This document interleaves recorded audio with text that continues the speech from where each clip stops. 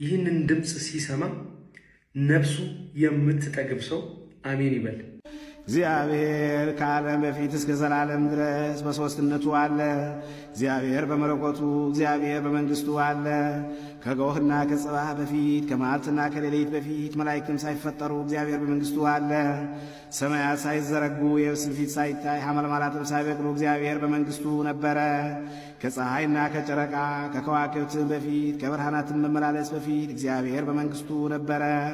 ከሚንቀሳቀስ እንስሳ በፊት ከሚበሩ አዕዋፋት በፊት ከባሕር አራዊት በፊት እግዚአብሔር በመንግሥቱ ነበረ። አዳምን በእርሱ አምሳልና አርአያ ሳይፈጥረው ትእዛዙንም ሳይፈርስ እግዚአብሔር በመንግሥቱ ነበር። ሰማይ ይስማ ምድርም ታድምጥ የምድር መሠረቶችም ይደንግጡ።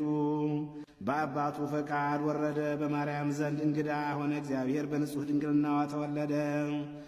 በእንስሳት በረት ተጨመረ። የንጉሥንም እጅ መንሻ ተቀበለ። ከእናቱም ጡቶችን ምግብን እየለመነ እንደ ሕፃናት አለቀሰ።